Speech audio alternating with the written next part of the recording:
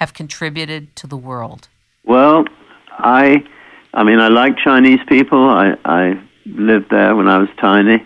How old were you when you lived in China? First 2 years of my life I was in China, and then my Alma came back to England with us when my father and mother came back. So I had a Chinese Alma until I was 6. Do you speak? Those days, Almas used to bring up children, European children. Do you speak the language? I don't anymore, I'm afraid. I did then, but not now.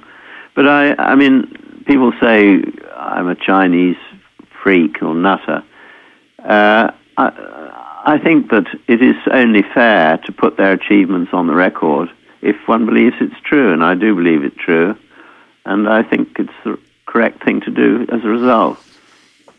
Can you speak for just a few more minutes with us about the voyages to Antarctica? Yep.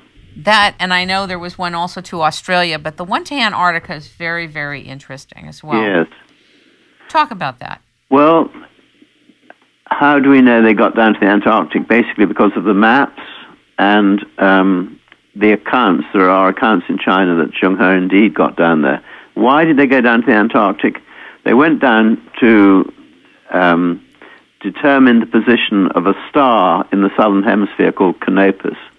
Now, Canopus to the Chinese was the emperor of stars because it was very far south, and because it was subpolar, other stars rotated around it, so it was likened to the courtiers of the emperor, circling the emperor. The star Canopus had other satellite stars, so to speak, circling around it. So that was really the first purpose, go down and measure the position of Canopus. And that Canopus is vertically above one when one's right down in the Antarctic near South Graham Land. And that was the purpose of their first voyages. Now, why they continuing down there in subsequent voyages, I'm afraid I just don't know. It seems a very risky method of operating, and I don't know why they did. It does. It does seem risky. It seems very much out there. But I didn't know, I had no idea, and I don't think the audiences know either why Antarctica. But I thought it was interesting because Antarctica is very important today. Right. And North and South Pole, and all of this is very coveted and very secretive, what goes on there today. Yes. And so these are places of interest. Yeah. And much politics going on surrounding those areas. So it's interesting to note. It's a huge, huge area. Absolutely. Is there anything else you'd like to share with audiences today? This is our first time speaking together.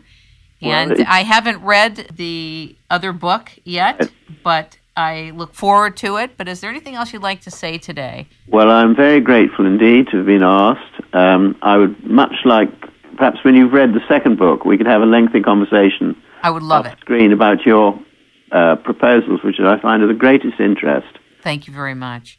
So thank you very much for asking me, and good luck to your audience. I hope some of them will read the book and come join our website. And absolutely. Let's tell them about it. Ladies and gentlemen, we have been talking with Gavin Menzies, the author of 1421, The Year China Discovered America, and also the author of 1434, about how the Chinese really spurred on the Renaissance in Europe.